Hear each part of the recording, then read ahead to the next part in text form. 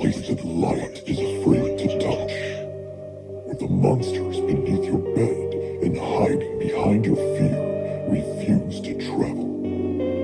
Do you dare? Is your mind capable of the sights you will see? Is your body prepared for the sounds you will hear? Is your spirit up to the challenge of what you soon may feel? If so, have a seat with the seductress of the dark, Sarah Terror, the Sultan of Sadism, Chunky Larry, and the Clown Prince of Fear, Arlie Grind. This is the Ghoul Kids Table. Greetings, fellow insomniacs, and welcome to the table. This is another episode of the Ghoul Kids Table podcast, wherever you listen to podcasts and on YouTube. I am your host. My name is Chunky Larry. I'm your friend in fright for this conversation of all things spooky.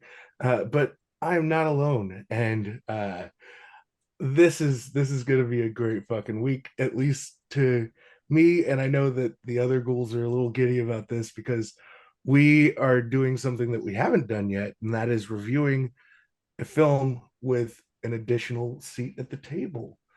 We always say that there's always room for you at the table, and we're proving that true with this episode because we've got one of the best parts of TikTok, in my personal opinion. He is articulate, eloquent, and just a cool ass motherfucker to boot. He reminds me of the dude from The Big Lebowski in all of the right ways. Ladies and gentlemen, Oz, the great and powerful Mr. Oslo. How you doing? Very well, and thank you for having me, Chunky Larry. It's great to have you here. This is like big for all of us. We talked a little bit about it before we started the show, but this is fucking phenomenal. Just a bit. And also here to kiss Oz's ass is my favorite clown who loves to get down, the cause of coulrophobia in several states, and the clown prince of fear to boot. Ladies and gentlemen, Mr. Arlie Grind. Honk, honk, and howdy, motherfuckers! Yeehaw! Yeehaw!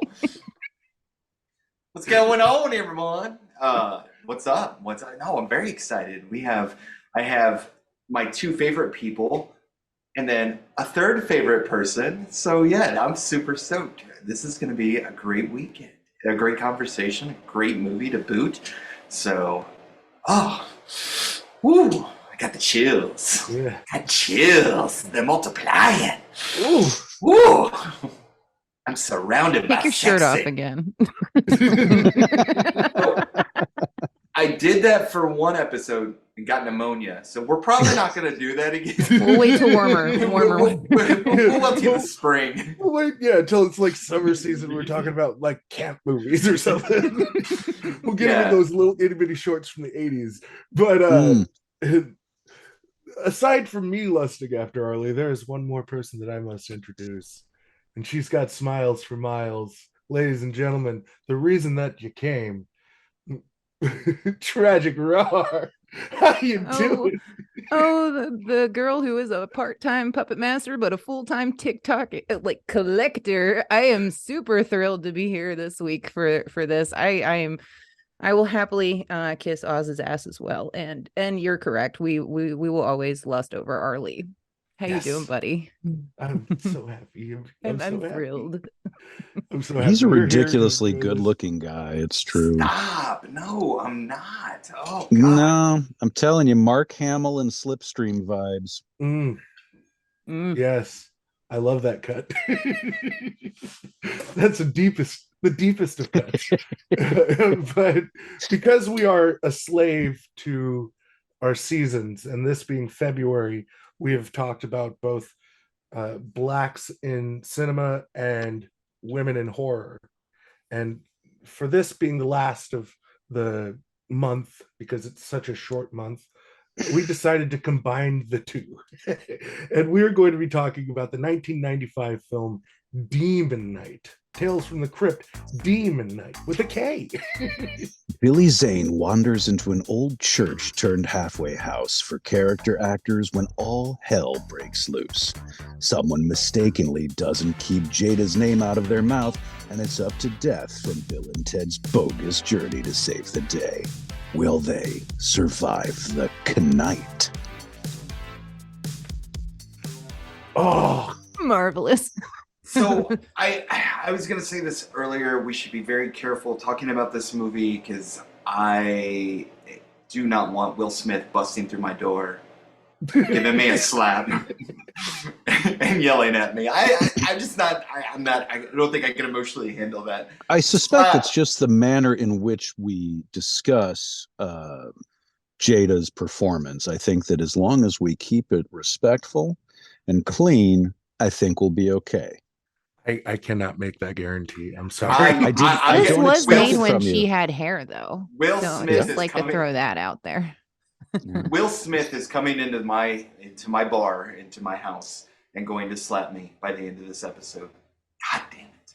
You Get probably it on deserve camera. it. We need that. Yeah, you guys watching on YouTube, continue to watch in case that happens. Don't leave, please. I need you. I need your attention. The numbers, they help me so. But I also had hair when this movie was made. It's amazing. Fun fact: I did not have hair when this movie came out. I went through a stage. I was actually had already been talked to by recruiters, and they said, "Look, you're a little young, but we can get you in the army." And I would just do the buzz like all You're the time. ready to go. Fuck yeah! Yeah. I would be Captain America. Right. And then I signed the papers and was Captain Dumbass. But Let's see. Yeah, In '95, I would have had a messy pompadour, sideburns down to my jawline, and a soul patch flavor saver. So yeah, I would have been wearing black jeans, a white t-shirt, my black leather jacket, and cowboy boots pretty much exclusively. I dressed like Severin from Near Dark for about 3 years straight. this is why Oz is my favorite. For everything and all things holy, please, when this episode is released, have Oz make a video where he shows photos of this, because I need. I to wish see. I still had some. I wish I still had some. I don't have a lot of photographs from my youth. Thank God digital wasn't around then. Yeah, I think about that all the time. Of if we had social media in the 90s. No. Oh, well, I mean, on a positive we'd be note, just as stupid, honestly, if not Yes. worse. That's a big pet peeve of mine is adults today are like, oh, kids these days on social media. Let's be honest here. If we had access to that, we'd do stupid shit as well. Absolutely. Absolutely. So I know that there are no pictures or video of this, but when I was in Wisconsin, we used to do this thing where whenever we'd see a snowman, we'd stop the car, I'd strip down to my boxers and reenact Rocky scenes with the snowman. There's we were nothing sober. stopping you from And we were living that sober. dream again. And we were sober. Well, sometimes. Yeah, I mean, youth can be intoxicating. That's it. I was intoxicated by youth. Yes. Yeah. So you were a Damn cheesehead, youths. Arlie. I was stationed up there.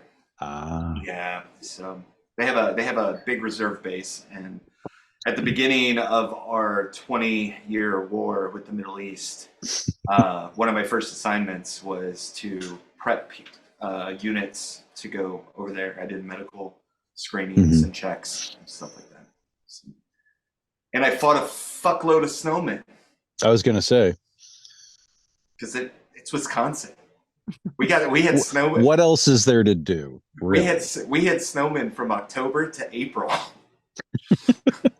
My boxing season was long. Rar, how are you? What were you doing in '95? I don't want to answer this question because I'm the baby of the group. I was There should be no watching shame in My Sesame Little Pony. Street. I don't want to answer this because I hate it when you guys are like, oh, she's so young. Meanwhile, I'm only 4 years younger than you. Like, so in '95, I was in 5th grade. Like that was it. Like You were I was watching horror movies, though. I was actually. So I remember this was actually. something that you saw in the theater, right? Hmm? Did you see this in the theater? Or I did not home see this. So video, I or- didn't see a lot of horror movies in theaters. We always had to wait for them to come out on VHS and to be able to rent them, or on the rare occasion that we would get them through pay-per-view. I hardly saw any movies in theaters during my entire childhood. So I didn't get to see a lot in theaters. I will say that when this came out and you know, my mom brought it home, it was one of those. I remember sneaking downstairs to try to watch Tales from the Crypt. Mhm. And that was on HBO. So we didn't have HBO often either. And so when we did have it, they were always watching Tales from the Crypt. And I was that kid that tried to sneak downstairs to see it. And then watching Demon Knight for the first time, you're like, we get a movie? A whole ass movie? This is amazing. So I absolutely love this movie. I'm really And excited. it's a good movie. It is a good movie. I mean, and that's part of what makes it such a fucking accomplishment. Like, because I've seen Bordello of Blood. Mm. I was so excited for Bordello of Blood because and then you watched it. and then I watched it and I was like, oh, I almost wanted to do a double feature for today of Demon Knight and up against Bordello of Blood. There is no comparison in my there's opinion. no comparison. I just think it would be fun. Yes. You get Dennis fucking Miller with a super soaker. It's fantastic. We get Corey Feldman. We get As a Corey vampire. Feldman as a vampire. We get that frog, a legendary frog brother, as a vampire. And he's not at all obnoxious and disgusting. He was definitely a winner in that one. Poor Corey. I don't remember that Both movie of them. very much. Yeah. Yeah, I had a buddy who missed my wedding, my government wedding, because he had to go to Canada in order to film Corey Haim for special features for the Lost Boys DVD. My buddy was working on putting together the special features. That's actually where I did the voice work for the World of Vampires special feature from the Lost Boys DVD that you can find on YouTube. But so he was like, I'm so sorry, I'm gonna have to miss your wedding. And I was like, oh dude, I'm sorry too, I really wanted you to be there. He's like, it's just that I have to go to Canada for Corey Haim because he wasn't allowed into the US. Like Corey Haim could not come into the US, so my friend had to go to Canada to record an interview. It's fucking wild. Yeah, poor guy. Yeah. Corey, not my friend, he's doing fine, but Corey, you know. Yeah. So Hashtag poor Corey. poor Corey. Hashtag poor Corey's. No, hashtag one good Corey. Look, and I Hashtag I still believe. Hashtag Corey don't No. sing. hashtag Corey can dance. Sure. He got some moves. He got He's some got moves. some moves. Look, He for someone that looks like I do, he is the crowning achievement for the Caucasian nation. He is, When it comes he is to Michael dance. Jackson's final form. Hashtag Hashtag Michael Jackson's final form. Hashtag Mayo. Oh, hashtag mayo flowing freely and not in a sexual way.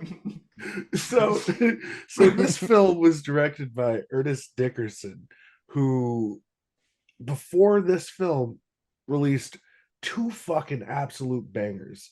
Yes. Juice and Surviving the Game. Surviving the and- game. Wait, Larry, you have to do it. You have to do it. Hey, yo. So check it out. This is a fun story about me and Ernest. We were on the set of Surviving the Game, right? You know what I'm saying? And Ernest came to me and he was like, yo, I'm gonna have you blow Charles F. Dutton's legs off. That's just gonna happen. And I need you to just come up on him real smooth. You know what I'm saying? It's only ice can do. And I was like, yo, say less, my boy. Say less. And then I had my dreadlocks, so you know, I was looking real fly and shit, and the ladies love that shit. You know what I'm saying? yeah. Anyway, I was supposed to be in Demon Knight. I don't know if y'all knew that or not, but they said that nobody would believe that I was a World War II veteran. So, Mr. T, Mr. Ice T, I just want to you say call me Ice. I appreciate that, Ice. I just want to say, You call me Mr. T. From the bottom of my heart, your song "Midnight" is an all-timer for me. Yeah. But also your line delivery in Surviving the Game of "Think, damn it, think." Yeah, think is damn it. one of the great moments in cinema history. Yeah. Like, I want to talk about that real quick because that was a particularly tough day for me on set. You understand what I'm saying? So my dogs, I have little itty bitty dogs. It's not weird or nothing, but I really love little dogs, and it's because I feel like a little dog inside sometimes, and I just want to get out and just bite somebody's ankle. And so I was like, man, how can I capture my little dogs in this performance? And I was like, think, damn it, think.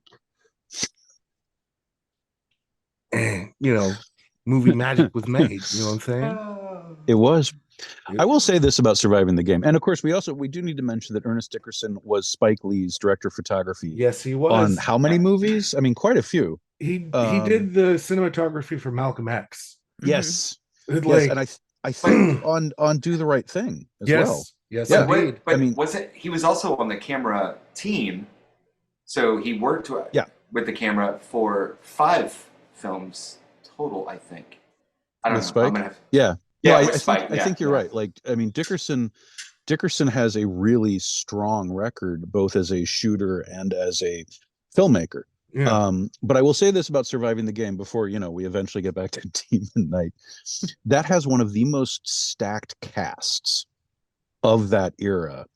And then it also has, buried amidst all of this incredible machismo and like bullshit, Jesus H. Christ, Gary Busey's monologue at the dinner table. Yes. I used that as an audition piece once because I was like, what's the best monologue I could do? Oh, I know. I'll do the John William Henry Stout. Can you do it as Gary Busey right now? I loved that dog. You got to understand. That dog was like, it was blood for me. I loved that dog. Busey, so true story. It's not my story. It's a friend of mine's story, but he did something with Tim Thomerson, and Thomerson, and he was like, oh, Tim Thomerson, so happy to be working with you. Thomerson's a pro. He's very relaxed. He's very chill. And my friend says, yeah, you've been in a lot of movies, Tim Thomerson. And Tim Thomerson goes, yeah, well, you've done one movie, you've done 100 movies, but just the other day I was over getting a basket of fried shrimp off the Pacific Coast Highway, and I just hear this voice. I'm with my son. My son's 16. We were doing a little surfing, and we hear this voice go, Thomerson. And my son goes, Dad, I think Gary Busey's running across the Pacific Coast Highway. And Gary Busey came running across the Pacific Coast Highway. This would have been about 2003, 2004. And he runs up and says, Thomerson, look where they took the cancer up my nose. And I've always thought about that. Now and Thomerson even said, like, I don't think I'd seen Gary in 7-8 years.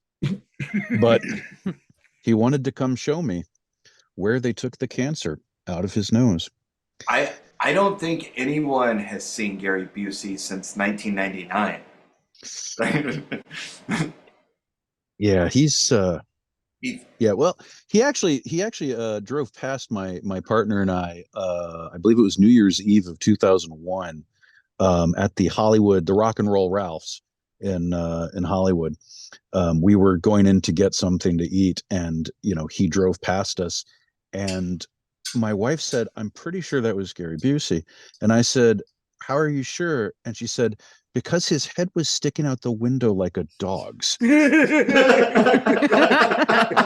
I need you to understand, he was driving, Oh, but he was like, like Ace Ventura. yeah, I mean, he's, brain damage is a hell of a drug. Hashtag like a glove. Poor Gary. Oh God. Okay, so Demon Knight. Okay. Oh, what? I wanted to, if we could, can we talk about that little intro segment with John I'd love Larroquette? to. Yes. Fuck Absolutely. yes. Oh my God. Like, they did it so well. It felt just like the show.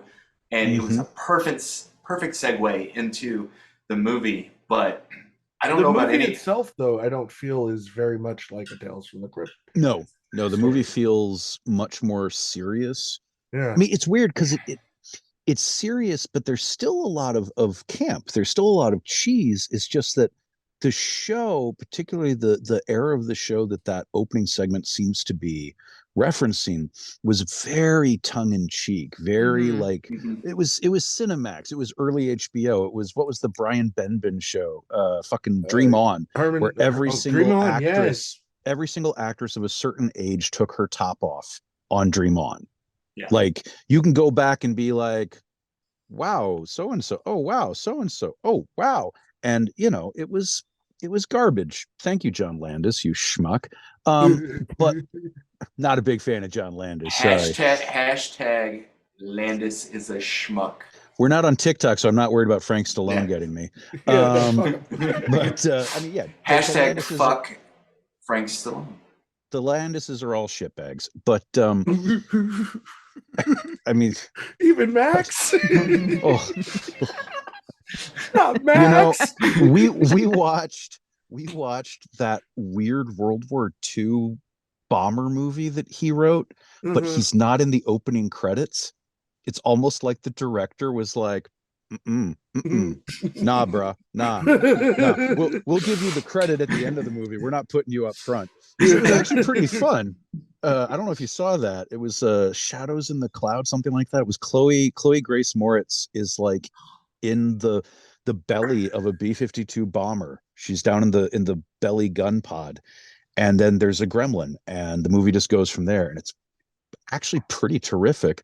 It's kind of disappointing to discover that Max Landis co-wrote it, but anyway, Demon Knight, I hear it's real good. I love these beefs. So I started with the Chris from Trapped. Oz is introducing Frank Stallone and the Landises. John Landis. Yeah, so no, the Landises. The Landises, all of them. The Landis. The Landi. The Landi. The land of the lost. We're gonna get a comment and it's like, hey, I'm Larry Landis. And we're like, fuck you. Well, fuck you Fuck too. you, Larry Landis. What did I ever do? Your You last know name what is you Landis. did. I'm a butcher in Des Moines.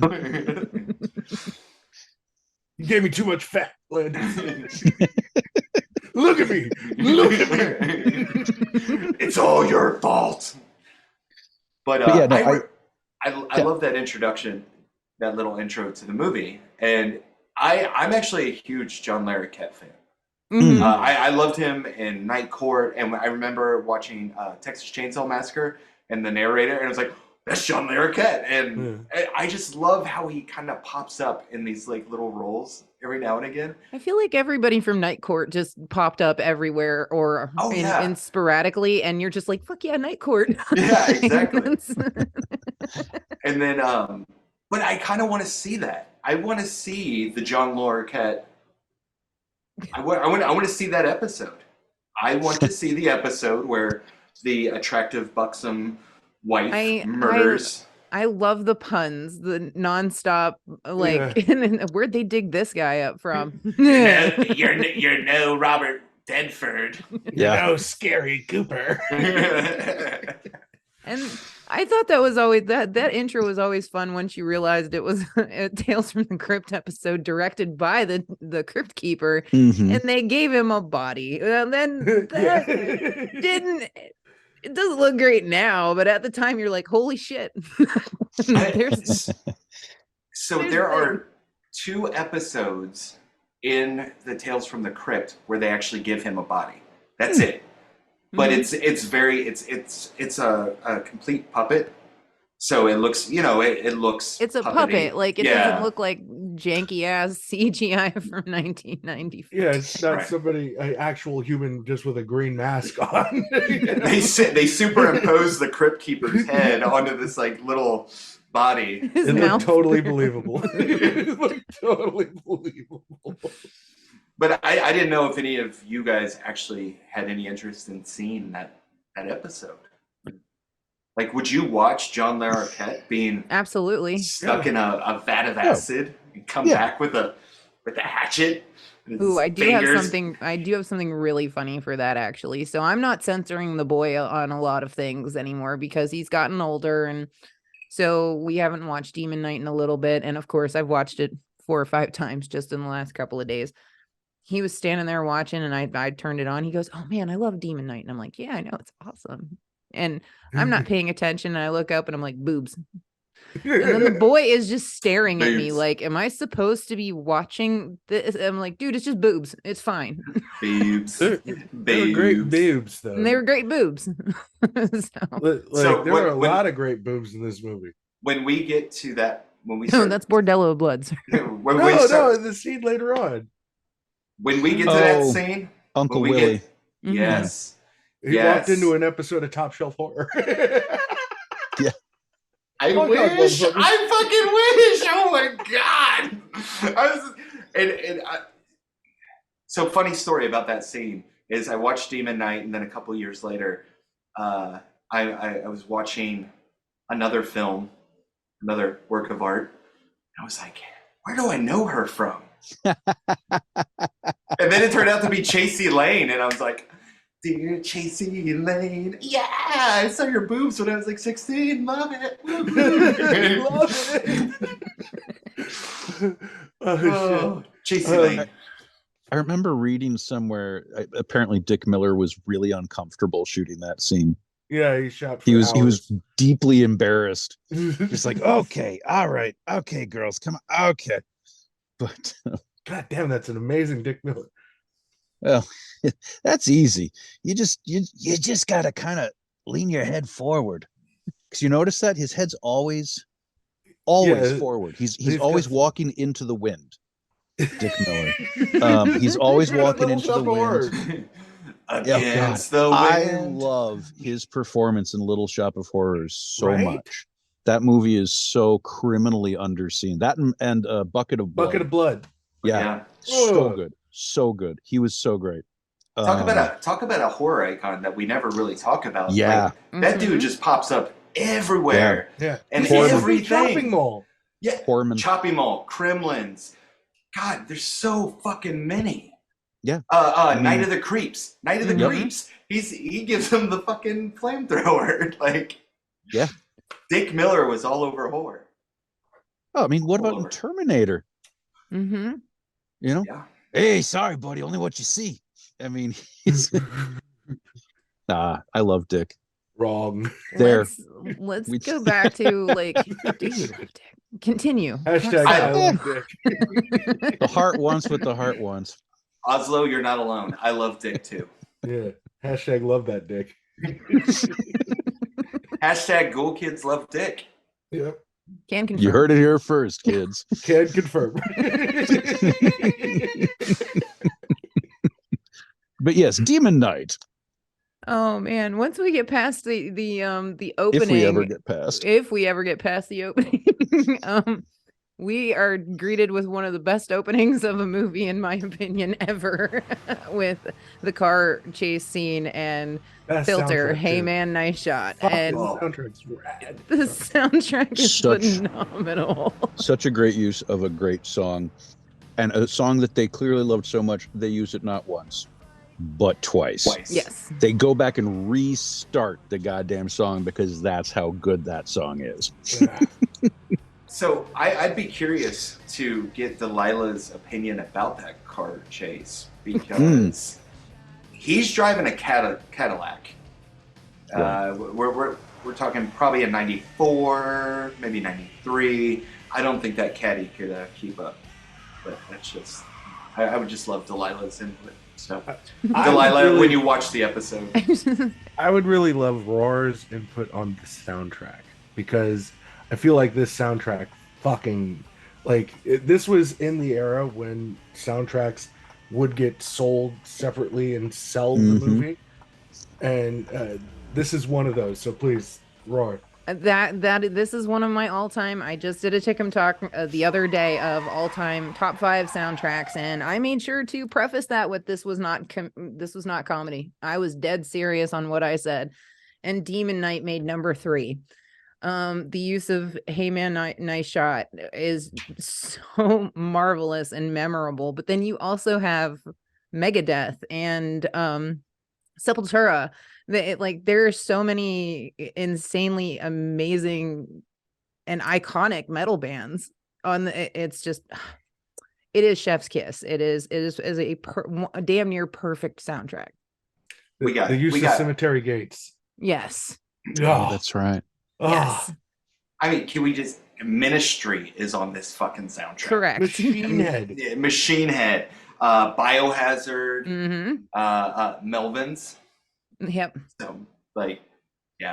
It's awesome. And at one point in time, the reason why I love soundtracks so much, original soundtracks, is because at one point in time, that's how we got new music, or that's how we got newer genres, or maybe different and more eclectic things kind of thrown at us. It's through movies and soundtracks. And there are tons of soundtracks where I can honestly say I wouldn't have the music taste that I have now if it wasn't for these soundtracks. Because a lot of these bands that we just named off, it's not like they were really mainstream and got a lot of radio play. Even back in the early to mid 90s, a lot of hard rock, metal, and they weren't even played in rotation on MTV. You had to wait for Insomniac Music Theater to see any of these. Headbangers Ball, yeah. And Headbangers Ball. So with Ricky Rockman. Who's on TikTok? Who is on TikTok? What?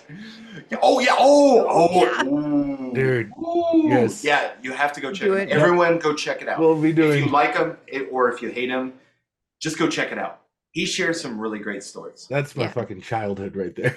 Yeah, mine too. Yeah. But I think that's one of the fun parts of movie soundtracks and discussing movie soundtracks is, a little kid from bumfuck nowhere would never hear some of this music, whether it's just metal or not. It's all genres of music that shows up in all movies. I feel like over the years we're losing it. We're losing that original soundtrack now, because, and this is a pet peeve of mine, we're instead just pulling the same music from the 70s, 80s, and just recycling it over and over again. And there are plenty of artists out there that you could feature on a soundtrack now that are trying to get their sounds heard. Right. So weirdly enough, I feel like the music trend has moved from movies to social media through things like TikTok.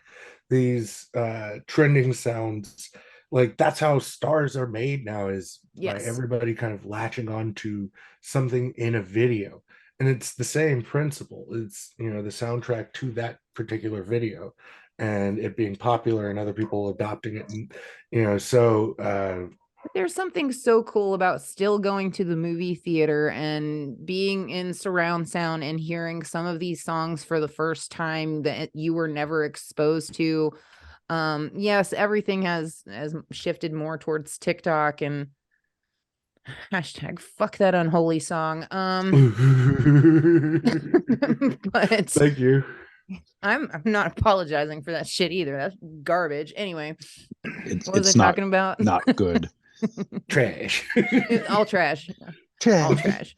Trash I configuration. feel like it's a different experience, just like it is a different experience streaming as opposed to going to the theater. So I don't know. I could probably go on and on for hours about this.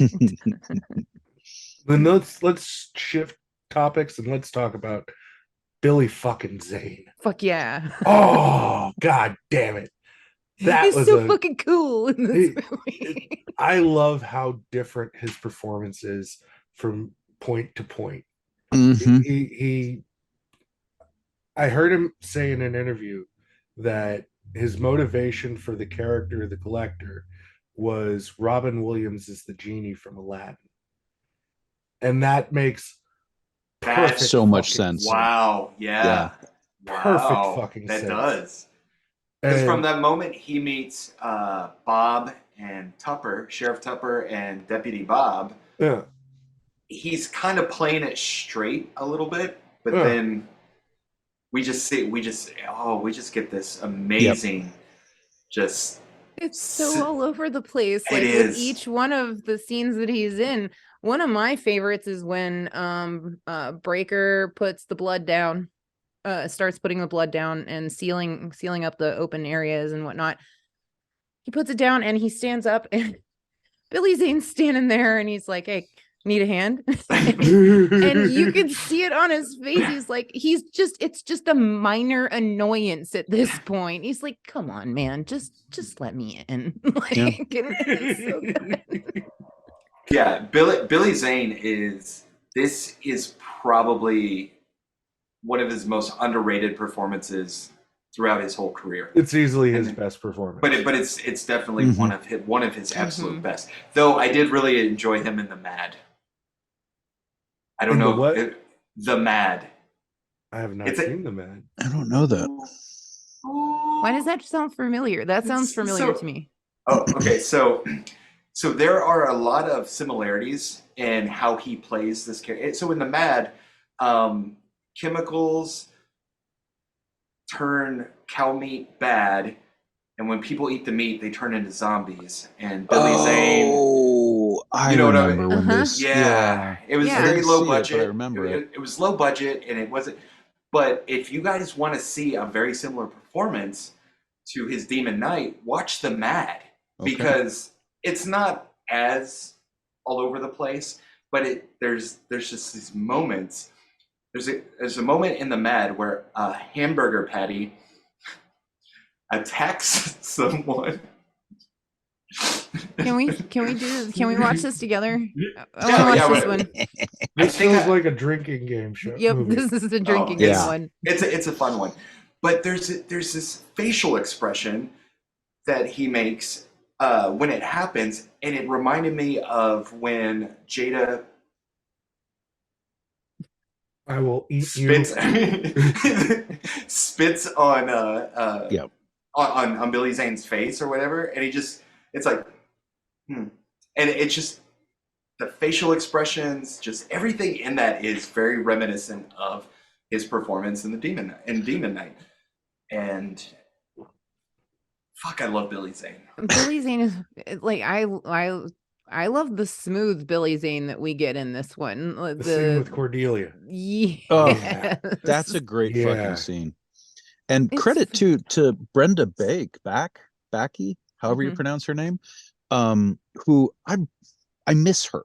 Like, she was pretty omnipresent for a while there in the 90s. She was on American Gothic, which she was fantastic on. That was the show where Gary Cole was the sheriff and he might be Satan. And young Sarah Paulson's first role. And Lucas Black. But her sweetly stupid Cordelia is such a fun use of what is a one-note character, and that can be said for almost everybody in the ensemble. It's like these are tropes, these are not characters, but everybody, these are fucking good people. You know, Thomas Hayden Church is the biggest douchebag you have ever seen in a movie in this thing. You cast someone like John Shuck as the sheriff. He's barely in the movie, but he leaves an impression because it's John fucking Shuck. And Gary Farmer, who I have loved for ever since I saw Powwow Highway. Gary Farmer is so good and so lovable as this goofy half-wit deputy who's really not a bad guy, like Damn it, ACAB, Bob. but like, And- Sheriff Bob, and, Deputy Bob ain't bad. and does probably one of the most badass things in the movie Yeah. with Yeah. Irene. Mhm. With Irene CCH Pounder, I Oh, love her so God. much. So good in this. Incredible in this movie. And what about Wally? She's never not incredible. CCH Pounder is always top notch. She is top shelf all of the way. She is a phenomenal actor. As much as I think that Viola Davis is fantastic as Amanda Waller in the DC stuff. I mean, it's Viola Davis. Of course she's good. Yeah. But like CCH Pounder is that character whose name I just said. Amanda Waller. Yes. Amanda Waller from the DCAU. Yes. Like Yes. that voice. Mhm. And I mean, my partner occasionally refers to her as Pounder. Yes. But no, I love her. And the whole cast. It's that level of cast where you've got Dick Miller, you've got Gary Farmer. What's his name who plays the mailman? Wally. Hold Wally. on. Sorry, Charles Schultz? No. No. It's Roger Rabbit. Charles Fleischer. Fleischer. Hashtag yes. not Charles Schultz. Yeah. Yes. Right. That's the Roger Rabbit guy. Yeah. Mhm. Charles Fleischer. Holy shit. He was Yeah. also the doctor in Nightmare on Elm Street. And he's genuinely terrifying in Zodiac. Mhm. Yes. Do you want to come to my basement? It's just like, oh God. I got hyper fixated on Wally's character yesterday because I started thinking about, okay, he was a mailman. You heard him talking to Cordelia about how everything's so fucked up at work, and they found his arsenal of things, and that actually got me thinking, do we know where Going Postal came from? Because I actually looked it up. Yes. I mean, I remember, I remember when there was the incident that sort of created that. Oh, there wasn't just one. No, Yeah, there was a series of... There's something wrong with the postal something service. about government employees being underpaid, overworked, and it's not a pretty reaction. Give me 1 second, because I actually did this, so we're gonna learn something today for anybody who doesn't know it. Going postal is an American English slang phrase referring to becoming extremely and uncontrollably angry, often to the point of violence, usually in the workplace. The expression derives from a series of incidents from 1986 onward. Like onward. Between 1970 and 1997, more than 40 people were killed by then or former employees at least 20 incidences of workplace rage. I found that fascinating. I don't know why I've focused on that. I think because Going Postal has been so a part of all of our, for our slang for well over 30 years now. I was like, it's one of those, just let's see where this comes from. I mean, I know all of us remember, but it's just, I just couldn't help it. Well, and Wally is like a poster boy. Sorry, Lee, is like a poster boy for the sort of modern incel. Yes. He's heavily armed. He is pining hopelessly for this woman, and it's I think a lot of actors would have made him more odious, would have made him less sympathetic. And then of course it raises the question, is he sympathetic? Actually, this guy was planning on taking out a post office for the woman he loves, who happens to be a sex worker, but like whatever. Like, this is not a good person. And not to mention, he was fired for stealing the mail, which he was doing, which he was actually doing. Yeah. And which is a really neat reveal. A really neat reveal. And it's interesting that the character of Wally is very similar to a 1990, 1991. There was a gentleman who worked for the post office, went in, he was stopped. No one died. I think a few people were hurt. But he had the curly hair. He was a little bit hefty. And so I remember that, and I couldn't find anything online saying that there was but I did find It somewhere. struck you, yeah. Yeah, I found somewhere, like, because I did what Roar did, and I was like looking up like postal workers like going nuts. Because you are of same mind. We are the hashtag same human, yes. Separated from the mothership, us two.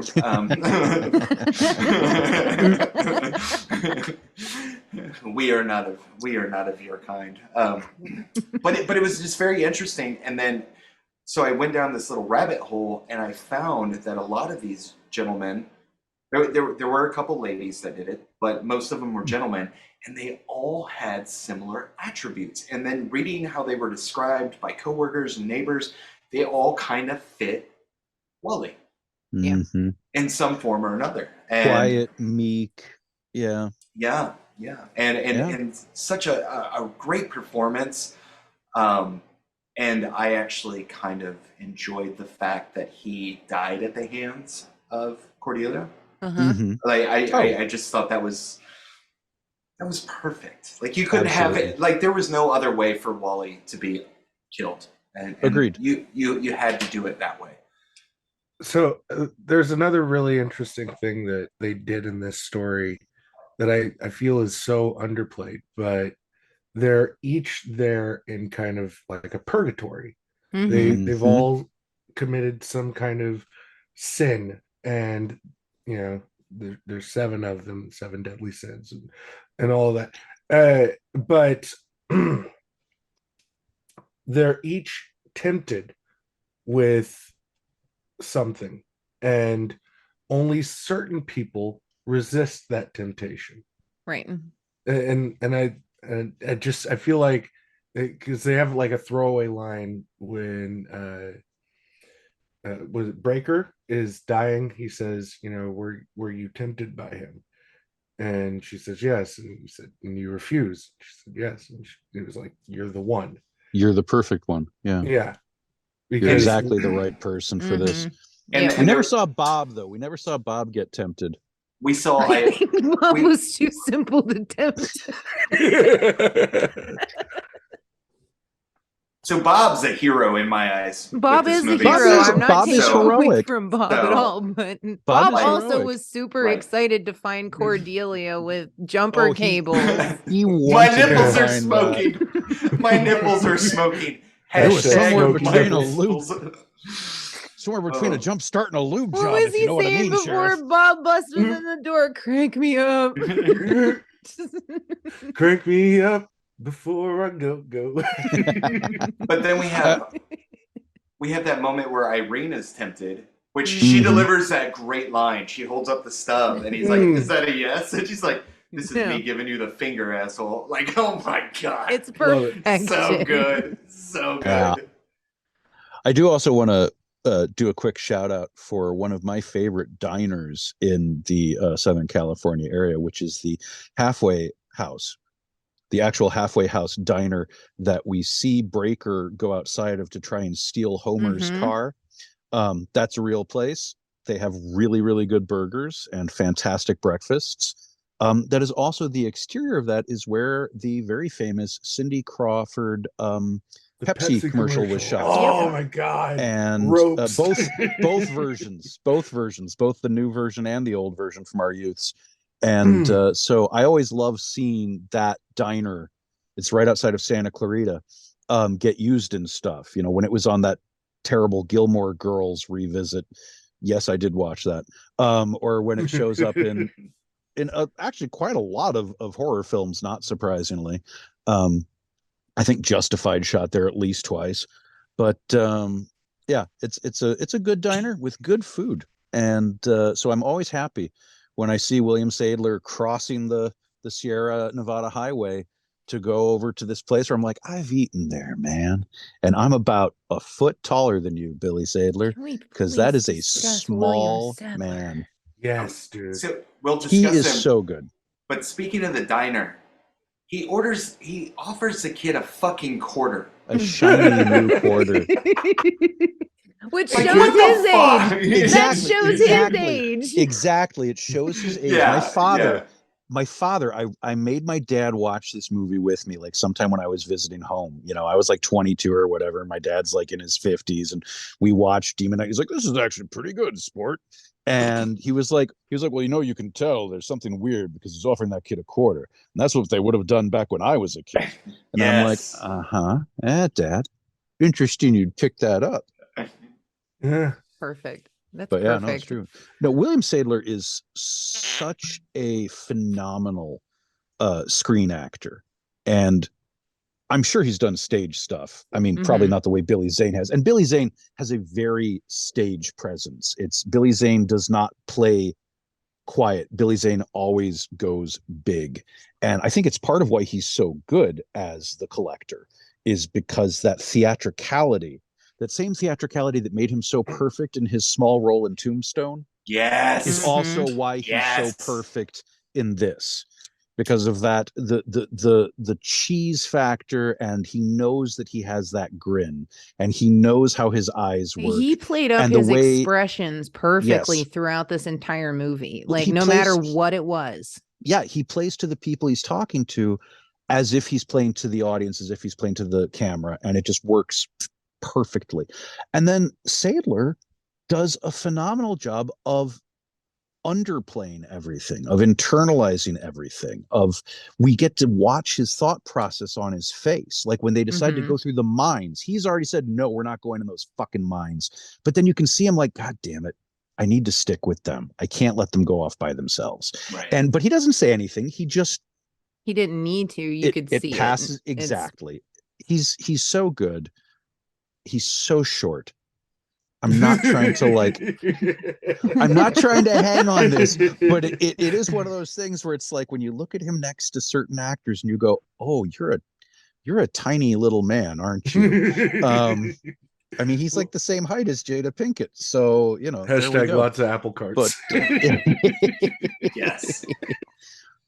But yeah, no, he's really, really good as Breaker. Breaker is a great character. Is. I mean, and he never winks. William Sadler never winks at the camera. He never puts his tongue in his cheek. He plays it so straight, so sincerely. Yeah. Even the World War I stuff, even the I'm seeing visions of a thief named Scarish, who the blood of Christ. Like, imagine that. You're like on set and they're like, okay, we want you to talk about Jesus now. And you're like, sure. oh, okay. Well, so are you sure you don't want Zane to do this? I think that part of that is that, you know, they chose those two people because they're the polar opposites of each other. They're the opposite sides of that coin, that shiny quarter. And while Billy Zane is very over the top and he does a lot of his performance with his shoulders kind of back and his elbows kind of behind his back and kind of propped up like a chicken. And Sadler works like a wall. He's very straight and like the way that he stands, the way that he sits every single time. Even when he's dying, he's very straight up and proper. Stiff. And military, one could even say. Well, and also he's coiled. He always seems like he's ready. Yes. And I mean, for a guy who is basically in a constant state of fight or flight, it makes sense. And yeah, no, I agree with you though, because Zane is absolutely he's belt buckle forward, which is what Bill Moseley told me once. He said, you know, that's how I played Otis. I just decided belt buckle forward all the way. And so when they introduced the new collector, it's an African American. And so it argues the question, are the collectors intentionally polar opposites of the knights? I actually thought that, sorry, Oz. You look like you were getting ready to like really go for it. I'm still processing because the next collector is African American and Jada Pinkett Smith becomes the next Demon Knight, I feel like they're very connected to each other. Their personalities and their way might be opposite, but I think it's something that is almost predetermined So to be so similar. so you have to consider the knights are going to go into environments that they can easily travel through and escape from. So imagine if Breaker was black Yes. and walked into a halfway house full of white people Right. who kind of gave off some southern vibes a little bit. Like, Mhm. I'm sure Roach dropped the N-word more than once. For sure. But you see what I'm saying? So, like, to your point, and Larry, I made this doing the rewatch this weekend. I made that same kind of epiphany. I had that same epiphany because Geraldine is going to go to places where she can blend in and everything else. So her collector would also have to be able to walk through these environments. Imagine Geraldine going into a predominantly black neighborhood or something, and Billy Zane shows up. Billy Zane shows up. Yeah, like it's just not going to work. He's like, hey, Colt 45, right? Did you guys check out that new Wu-Tang? Yeah. Throws this cowboy the hat. you got to chicken get place I towed. keep hearing about? I like fried But- chicken too. But All teeth. All teeth. I But, really love the second collector and his line delivery when the bus driver asks him, "You getting on?" He just goes, "Nah." I was like, "Oh, I want a movie with him. This guy's great. He's so creepy." I'd love to see a direct sequel to this. with Legacy Geraldine as that sequel. collector. Yes. So I wrote down this note, and we're kind of in talking about it. Agents of good are always disheveled, worn, and beaten down types. Always on the run, never fully equipped to defeat evil, just keep it at bay. Baddies are always awesome. They're always there's such a, and we're talking about polar opposites and everything else, and we see this trope in a lot of different movies. We reviewed The Prophecy on here. So Christopher Walken, he's dressed to the nines, he's smooth, he's got his, not a care in the fucking world, playing opposite of priest turned cop who's just beat down by life and everything else. And I think this movie does a really great job of showing that, and not just the performances, but the costumes, just the dialogue, everything encapsulates this trope so entirely well in this movie, and that's just another thing I love about it. I have a little theory actually when it comes to the baddies, specifically with spiritual and religious horror, or any kind of religion based story. The reason why the bad guys are so fucking cool and smooth is because Satan was supposed to be a badass. He was supposed to be the most beautiful one, the most beautiful of the angels. So I feel like that's actually, whether it's consciously done or not, I feel like that's something that you could probably put to every villain. Isn't it interesting that these preachers of these mega churches look so suave and they're all the devil. Yeah, all the devil. Like all the devils. I have no problem saying that. I was actually, I haven't rewatched Demon Knight in a bit. It's been like 2 or 3 years. And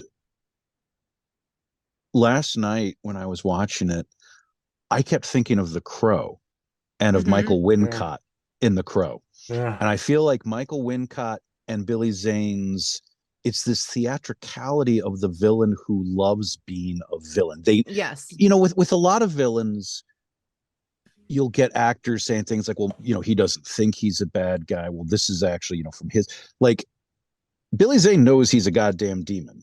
Yeah. Michael Wincott's top dollar knows he is the villain. Yes. And sometimes in some stories, that's not really acceptable. Hey, actor, whoa, like, chill out, Nick Chinland, with your weird, like, demon chortling.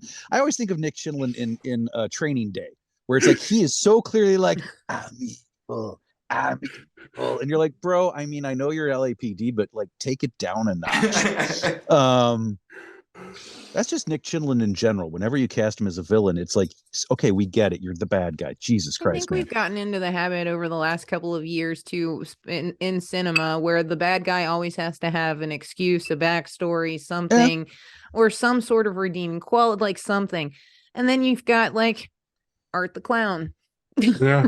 You know what I mean? And a lot Yeah. of us horror Who folks, is nothing but right. And evil. we He's end up just- gravitating more towards that because sometimes it just is like, how about sometimes evil is just evil? And I don't need to Yeah. feel great about that at all. Like I don't need to find a redeeming quality. I suspect it's cyclical. I suspect that is Mhm. something that has come in and out of the norm. I mean, yeah, I'm blanking on actual examples right now, but that's a really good theory, Sarah. Well, it is Can we- because throughout time we always kind of dip away from whatever the popular thing is, and then that becomes the popular thing. So Yeah. that's why it's ebbs and flows with what is in the popular eye currently in that moment. That's why trends kind of have a 30-year lifespan. In roughly 30 years, whatever was popular 30 years ago is going to be popular because the people that are creating these things were children when those Right. things were popular. Right. Which So is they so can- weird aging, because now like I'm noticing that shit Yeah. in a way where I'm like, oh Jesus, is this what it was like for my parents in the 80s when the 50s were suddenly cool again? Exactly. And my parents were going, the 50s really weren't that cool. And my sibling and I were like, oh, let's go to the diner. They have jukeboxes on the table. Yes. My parents are like, mm-hmm, yeah. I'm sorry. I'm freaking out. Jinko jeans and fruit boots are coming back in style. Yes, they Yes! are. Yes! Yes. Yes! We're gonna be cool again. I about had a damn stroke not too long ago when I saw a girl out in public wearing a plaid shirt of some sort. And you guys remember those black little chokers? Yes. I was like, son of a bitch. Yes. What year is it? So confused. Matrix I'm going for is it, man. broken. They I started- welcome the return of the choker. I welcome that. Same. I welcome the return of flares and bell bottoms too. Like that Yes. shit was amazing. I currently have a pair hanging up right now. I am ready for my next concert. Like I'm going. I don't give a fuck. I'm just As a excited. boot wearer, I am ready for the skinny jean to go the fuck away and to stay the fuck Absolutely, away. 100%. Yeah. Come on, Oz. I make my skinny jeans look good. I love Yeah, skinny you You do. can do You that. can pull it off, guy. We don't But- all have your calves, okay? But at the same time, I can't Insulting my wait. calves. I think I have marvelous calves. No. You Got have some pretty fucking fantastic sweet calves, calves Sarah. too. I can't wait for fucking Jinkos. I loved my Jinkos. Yeah. I had like 6 pairs of Jinkos and fucking loved Yeah, them I- shits. All the Dude. pockets. Hashtag all the pockets. Oh, If you guys ever wanted to know what I looked like in the 90s and early 2000s, I was always wearing the black boot with the chunky heel. Mm, And I Nice. always had the flares because Mhm. you had to have that with the boots. Yep. And then usually something along the lines of like a Satan's little sister shirt or some shit like that. Right. I have a shirt. Pigtails? I have a picture somewhere. I'll send it to the chat. do you remember when Did you Pac do Sun's pigtails? No. Mm. Good. Pac good. Sun, yes. That's- Remember all that. So Yeah. remember when Pac Sun was kind of like a cool, trendy Spencer's almost? Yes. You know, they would sell that shit. They would sell Jinkos and Yeah. Echo. Mark Echo. I had some Mark Echo. Yeah, the Rhino. Yeah. I really dread when the trucker hats come back. Oof. Dude, I am not I'm looking forward to dreading mid 2000s to Oh, come back like Motherfucker. at all. Why did this turn into an episode of attacking Arlie's fashion? I love my trucker hats. God damn it. I'm talking Really low specifically DNRs. bedazzled Ed Hardy hats. Oh, That fuck. shit could die in a fire. Before we get back to the movie that we were supposedly talking about, Wait, this is a movie podcast? it Yeah, might who be. knows? It might be. I need another clinky drink here soon. Mm.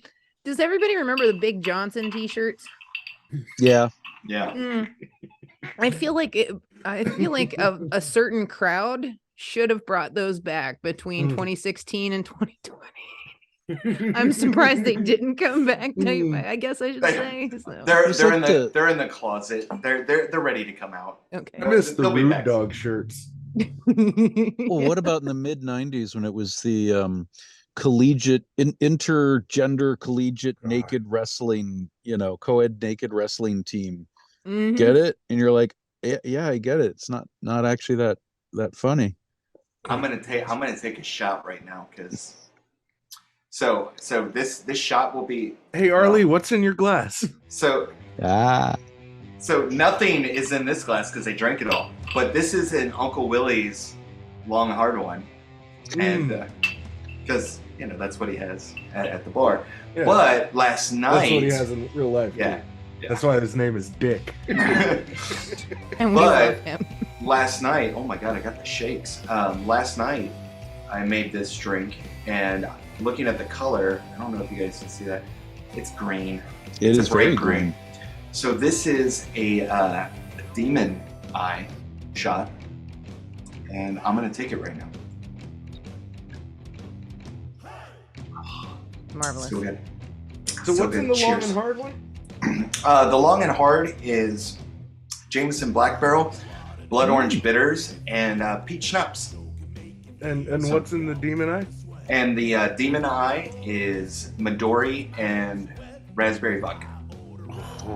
I'm glad you used a vodka. I never had any use for vodka as a functioning alcoholic, but I think Uncle Willie definitely a vodka drinker. Oh yeah. Well, didn't they I mean, I give think vodka Uncle Willie to, would drink anything. What's her Yeah. name after she lost her arm? Yes. Oh, yes. Give it here. Poured Give it it here. on It her was and then- Yes. vodka. Yeah. So CCH Pounder's line delivery of the vodka's starting to work was pretty fantastic too. Yes. So I had to do 2 drinks because I had the whiskey long hard one already planned out, but then we got the vodka line, and last night we were doing some drinking on the We Discord. sure were. So, by the way, listeners, join our Discord. Get drunk with us. Yes. Watch Larry fade. Yeah. Oh, I slipped off into darkness. I was taking shots of tequila like it was the fucking cure for death. every 2 minutes is like shot again, and I'm just like, fuck, dude. And then I moved from vodka, and then I got whiskey, and I'm just like all over the fucking place. So let's reaper this bitch. 'Cause Let's I feel Ghoulie. Ghoulie. Should we ghoulie it? Son of a bitch. It's That tequila. Just, Yeah, What are your ghoulies, Arlie, for Tales from the Crypt Demon Night? I am. Okay, so let me preface this with it's not a perfect movie, but we have a great use of practical effects. They look kind of goofy and campy in some way, but still, it's practical effects and they're really fun. The final demon form of the collector, Billy Zane's collector, is I love it. The horned demon with the arms and the wings. Astounding cast, great performances. Just because this movie is so much fun to watch, I'm giving it a 5 out of 5. It's getting 5s, all Wow. 5s. If I could give it 7 stars, I'd give it 7 stars. But Ghoulies? I'm at no, the stars. Ghoulies. 7. the stars on the palm. Yeah, I know. I got it. Are you sure, Larry? If I could Okay, so give Larry- it, Explain it to me more. Here there's tattoos Uh-huh.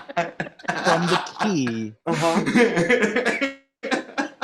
There's a replica of the key on Etsy that I am covetous of. I want a replica of the key real hard. You said Real I Etsy. want hard. that so bad. You said Etsy. Yeah. I did say Etsy. Oz, you should not say these things around me. They I'm will sorry. tell you I just I'm- spend money. Like I'm Yeah, stupid yeah. with money. God damn it. I'll tell you, YouTube internet, if you're hearing this as well, you know, don't take Etsy by storm right now. Please do not. Yeah. Roar, where are you coming in with the ghoulies? I love this movie if it wasn't apparent. So, to kind of piggyback off of Arlie, I love the special effects in this movie. Thank you. For it's not often that we get a Billy Zane punching someone through the skull and it getting stuck on his hand.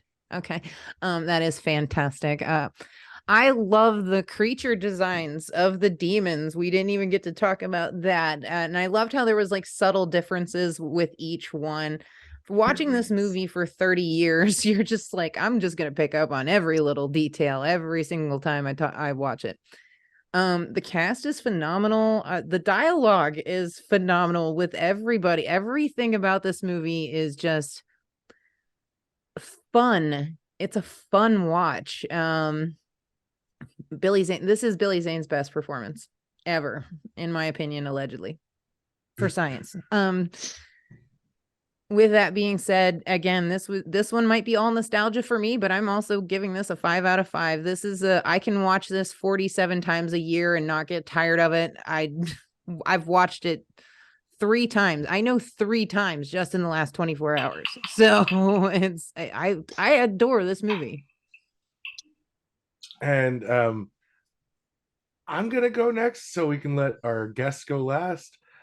I really don't like giving out 5 ghoulies. I don't. I try not to do it because I feel like, you know, you want to rate things fairly and be judgmental to a certain extent.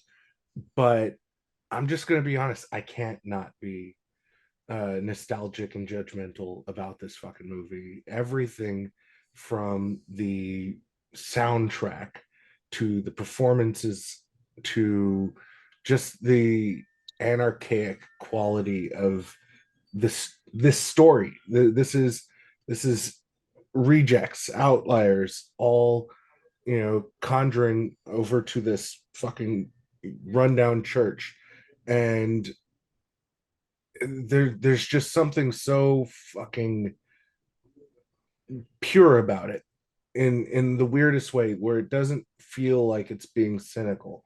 It feels like it's being sincere, and it is playful, but it's also very, very sincere. So I'm going full 5. And again, I don't just throw 5s around. You know, it's always like, I don't feel like this is a 5. But this is a fucking 5 for me. It's just tremendous across the board, and it's a good fucking time when you're watching it. So Oz, why don't you give us the last vote? No pressure. So it's you get 1 through 5 ghoulies. 0 being the lowest, 5 being the highest. Sure. Okay. I'm gonna preface with,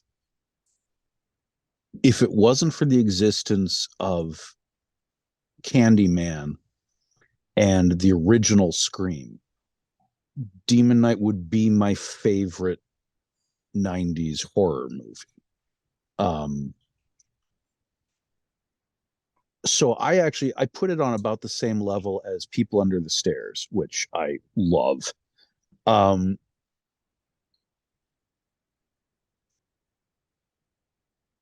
Like Sarah, I love the creature design. They're so fun.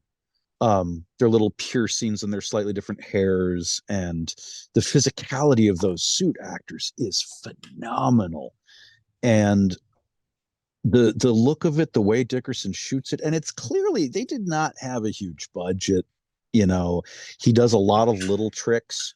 Like whenever Breaker goes into a room, but the camera stays in the hallway and we see the red glow, and you go, that was a cheap way to do that. You know, you didn't have to show anything. You could just literally have someone turn on a red light. But for all of that, it's just a really fun, sleazy, cheesy, campy ride. It never pretends to be what it isn't. Yet at its core, there is a sincerity. I think you really nailed that. There is a genuine, like a kindness to the characters, and I don't know how much of that is because it's directed by a black man. But when you have a cast of there's an indigenous American guy, you've got the old drunk, you've got the two black women, like there's a lot of opportunity to do some punching down. And the only real down punching that happens is on Roach, because Roach is this trashy asshole. And that's fine. Thomas Hayden Church is really good at that. I really want to give special accolade to Jada Pinkett Smith, who is so good as Geraldine. Geraldine is probably one of my all-time favorite final girls, partially because she is the kind of final girl who you could tell another story about her and it wouldn't feel, to me, it wouldn't feel tacked on. It wouldn't feel like just an attempt at recapturing like, you know, I know we have a lot of mixed feelings about the Halloween franchise in this room, and I will personally say what? No. that, like, I love the original Halloween. Sure, of course, that's easy. I don't care for Halloween 2, and while I do enjoy some of the other Halloween movies, I really love H2O. Like, for me, I'm like, those are the two movies about Laurie Strode. I think they're really good. Everything else, it's fine. And look, hey, I love Halloween 3. Love Halloween 3. But you know, it's not really part of that. Anyway, my point is Geraldine could carry her own goddamn movie. They could do a fucking legacy reboot where, you know, Geraldine is in her early 50s and has gone through multiple collectors that she's offed and is still somehow alive. And that could be fucking incredible. She So could be like passing the torch on too, yeah, like how Breaker did. That would be cool. Exactly. So mad props to Jada. I have to, I'm so tempted to only give it 4 out of 5 because buried underneath my love of a lot of fun crap, I was raised a snob and I've fought so hard against it. But I will absolutely give it 5 ghoulies because it deserves it. Because it works. It is a fun. You know what? No, I'm taking that back. I'm giving it 4 ghoulies, and I'll tell you why. I know it's I love it. I know it's Tales from the Crypt, but I actually find the wraparound shit to kind of take away from the power of the movie. If it was just a standalone movie, The Demon Knight, it would get 5 out of 5. But because of, and you know, nothing against John Kassir, nothing against the Crypt Keeper stuff. Love John Larroquette in the opening. And if that was a Tales from the Crypt episode, of course I'd watch it. I mean, Jesus Christ. I even watched the one with Lance Henriksen and Kevin Tighe playing cards like 3 or 4 times, you know, like I loved Tales from the Crypt. That was actually a really good one. But but like for me, Demon Knight almost falls into the same category as you guys mentioned, Prophecy or like Highlander, these movies that have these very strong hooks, this sort of otherworldly hook, and then they manage to do it. They manage to carry out this fantasy. Because there's something about Demon Knight where if you cut out all the boobies, which I don't think you should do, but if you did, that would be a pretty easy movie to show younger folk or folk who are easily offended, or because it's not really, isn't it wild scary. that It's not cutting the boobies out would change it, but not the dude getting his fucking skull punched through. Yeah, Like, I mean, look, you know, I'm sure the TV edit is really interesting. I honestly, I can, let me interject for a second. I showed the TV edit to the boy when he was younger, and Yeah. you still get like the entire movie basically, just without like a head skull thing and Right. and boobs. Yeah. That's pretty much it. But I saw one where they blurred it. Yeah. Oh wow. All they did was blur out. So I mean, it's still, you still get the idea of the temptation. I don't think there will ever be, though. I don't think there will ever be a TV edit quite as entertaining as the TV edit of From Dusk Till Dawn, which of course was supposed to be, which exactly, yes. Yeah, which was supposed to be, supposed to be a Tales from the Crypt movie. It was supposed to be the first Tales from the Crypt movie, and it didn't work out, so they ended up doing Demon Knight as the first. Now movie, imagine if we'd gone. Imagine if we'd gone from Dusk Till Dawn. Tales from the Crypt presents From Dusk Till Dawn Tales from the Crypt presents Demon Knight, would we still have gotten the other one? Or would Bordello we have Blood? gotten No. something good? So they tease one at the end of the credits Yeah, Mummies that or never got something. made. It was called Dead Open or something like Said that. something, yeah. And that one never got made. Oh, and there was another one that got There was a made. voodoo one. Yeah, because it was almost a remake of it was a I think it was a Val Lewton movie. I Walked with a Zombie.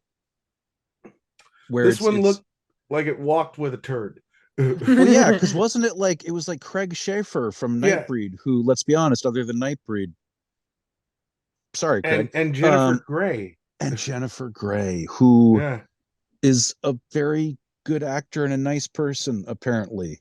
And I'll just I mean, hey, look, we all got to pay the bills, and so if Jennifer was like, "Yeah, I'll do this movie," like, you know, I never cast shade at an actor for fucking doing their job. Like, you don't really get to choose the quality of what you do when you're a thesp, you know? I mean, like, just look at Lance Henriksen's career and sort of sigh and shake your head, and you know, you got to keep the lights on. Nobody puts baby in the corner. But that was the best seat to see the stage, and that's always bothered me. Like, Johnny, she wanted to see the fucking show, man. Why? She could see the show. Now, what are you doing? Sit Why your are you doing this, 43-year-old Johnny? ass down. Patrick Swayze was born 43. He always looked that old. I know. Like, he never ever looked young. It's like in The Outsiders. It's like, oh, this is the guy. This is the guy that graduated. You got all these young kids, and then here comes old ass 50 Patrick Swayze sauntering over. 54-year-old Patrick Swayze. Roadhouse. I love Roadhouse. I love Roadhouse so much. That is one of my favorite guilty pleasure movies. And I say guilty pleasure because I don't actually believe in guilty pleasure movies. You like what you like. You shouldn't feel guilty about it, except for maybe Chronicles of Riddick. Yes, you should totally feel guilty for liking but like, Chronicles I of feel Riddick. guilty for liking the Chronicles of Riddick. I know I shouldn't, but you know, I've been so attacked. I've been so attacked. I watch Chronicles of Riddick under the blanket. I watch it under the blanket. You know, Don't let my friends know. I roll up Look. the towel and put Fuck it at you, the Vin bottom of the Diesel. door when I watch that. Look, Talk about a bad Nick Chinland. Carl Urban is amazing in that movie. He is. Thank you very much. Hashtag Carl Urban is amazing in everything. That's not who we're So, talking Truth. about. Carl Truth. Urban is a saint. You shut your mouth. Shut your mouth. You spend some respect on that name, That's Buster. it. That's the only reason I watch Chronicles of Riddick, because I love Carl Urban so much. What the fuck was Oh, going on with that movie? I like the Oh whole my prison God. planet part a lot more than I should. Every time it gets to the prison planet, I'm like, this shit's so cool. This makes no fucking sense. Oh my god, it's so cool though. Oh my god, this was a fucking blast. We're gonna get out of here, you guys, because we're gonna end up talking about like 5 other movies Because we all as have go. lives, and yeah. But if you guys have enjoyed the show and you want to find out more about the show, you can do that in a couple of different ways. You can like us on Facebook, facebook.com/Ghoul Kids Table. Follow us on Twitter @Ghoul Kids Table. Follow us on Instagram @GKT Podcast, and on the Tickum Talks @Ghoul_Kids_Table. We're also available on YouTube. Just search Ghoul Kids Table and you'll find our happy mugs staring right back at you, and you can watch us talk about these movies. I'm shirtless in an episode. Rar, where can they find you? Not shirtless on the Tickum Talks. At Tragic Rare. That's RAWR, and we're working on the non-shirtless thing. Okay. We're working on it. We're working Trying, on they're it. trying. And Every we're day. failing. And we're Every failing day. so bad. Arlie, what about you? You can find me on TikTok at Arlie Grind. You can also find Top Shelf Horror at Top Shelf Horror on Tickum Talks. You can find Top Shelf Horror on Facebook, and you can find it on Instagram at Top Shelf Horror. You can also find Top Shelf Horror on Twitter, or Lee, TSH. I got it. And we got a Discord. If you go to my Arlie Grind TikTok account, you'll see a link. Just click it, invite, jump on in, get drunk with us, and have great conversations about horror movies and other questionable activities. And Oz, where can people find you? I am Oslo, OSLOWE, on the Tickum Talk. I'm on Instagram too, but that I keep that one locked down for friends, and I haven't updated my Twitter since the Muskrat took over. So, and I deleted Facebook in 2016. Sally. Can't imagine what happened in 2016 that made me get off Facebook. Anyway, they're coming back. They're coming back. Yeah. Read this red hat. Read this red hat. 2024, 2024, motherfuckers. Board Yeah. 2024. Oz, can I come live with you? I feel like yes, you can. go. Thank you. You'll be safe here, buddy. Thanks. I'm not safe where I am. You're I know not that's safe. I'm like smack dab in the middle. Everywhere I go, it's a red cap. Same. It's like Jesus Christ. You Yeah. people are stupid. I need more flags. So that is going to do it for us, guys. So, You know, I'm feeling inadequate. I'm gonna go down to the flag store, baby. Anything? You know what's wrong with your pickup truck? There's not no flag. I got don't I'm gonna tread go on me in yellow. I got don't tread on me in red. I got don't tread on me in black. I got all the colors except pink. Because pink ain't Except bad. Oh God. Hey, and we gave our socials. You just bring all that hate to me. I love playing with y'all. So bring it. So that is going to do it for us. So for Tragic Roar, for Arlie, for Oslo, for Billy Zane, for William Sadler, for John Kassir, and for John Larroquette, and for myself again. And Dick. Don't forget the Dick. You And can't don't forget the our Dick. love of Dick. Hashtag don't forget Dick. This has been another episode of the Ghoul Kids Table Podcast. Wherever you listen to podcasts and on YouTube, who needs fucking brails?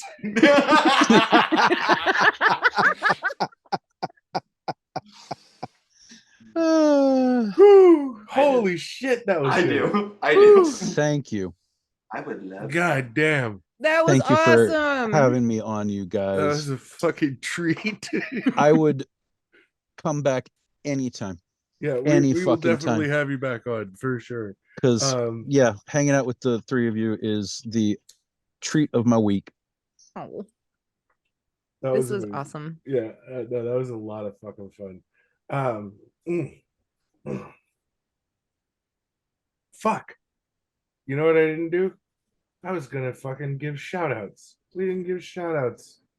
Yeah. Can we record one real quick and Yeah. Aaron like Yeah, go- Aaron, pull this shit off the cutting room floor and put it out there.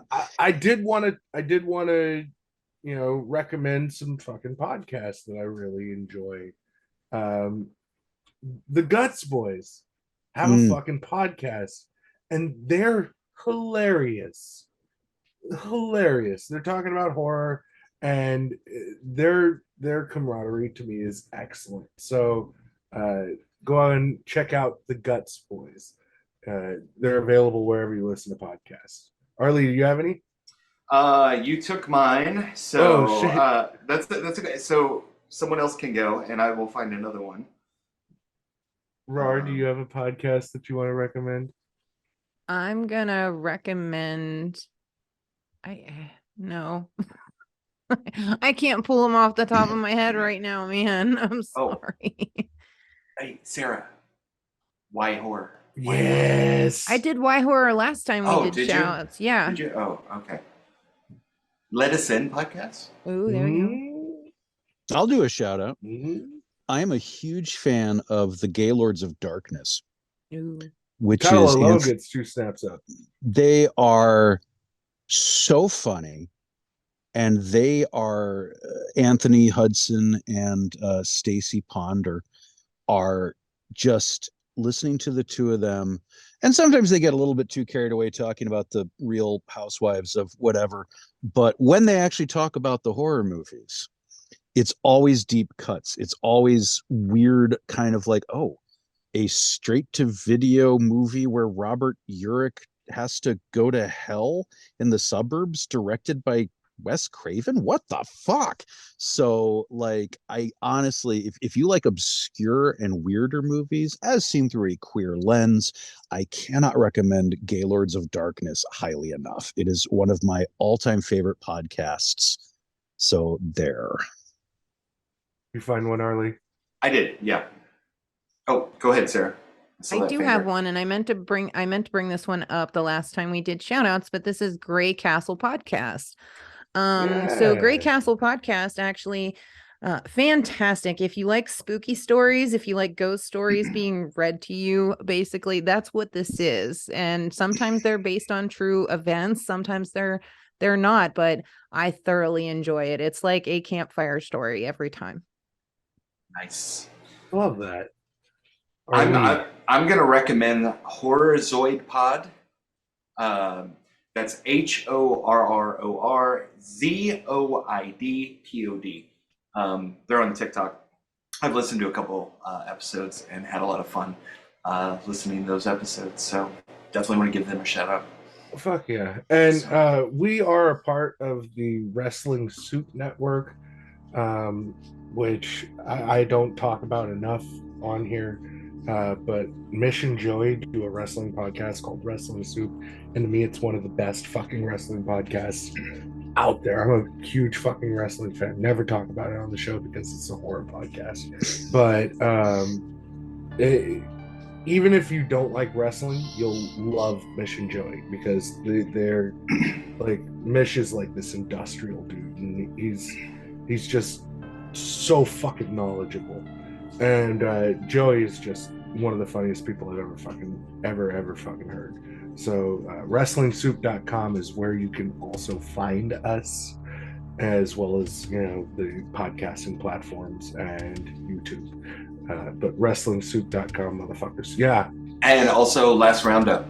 Roundup, of course. Yeah. So you always give them a shout out. This show wouldn't look like it does if it wasn't for Frank. Yeah. Frank. Love you, Frank. One last thing, I want to just toss this out. Dark Moon Design. Dark Moon Design is a stay-at-home mom who started designing as a way to express her love of horror, weed, sarcasm, and witchy shit. They specialize in apparel, accessories, and home decor. Go to darkmoondesign.llc.etsy.com and use promo code GKT25 to save money on some spooky shit. We have our own fucking promo code, so make sure that you're using it. And we will also be, hopefully, by the time you're hearing this, selling things. Because Daddy needs a new pair of Freddy shoes. What, Roar? I need money. We all need money, of course. Times is tough. Time though, but seriously. 2023. Who the fuck has money? All right, take it easy, you guys. Roar must be. Thanks for having me again, guys. Dude, this was a blast. That was a blast. Thank you so much. My phone is about to die, so I gotta bounce. Oh, it's literally it's blinking the 1% number at me. I appreciate you coming on, dude. Yes, I'm so glad you. I could come. Thanks for having me. Thank you, Oz. I'm always happy to come.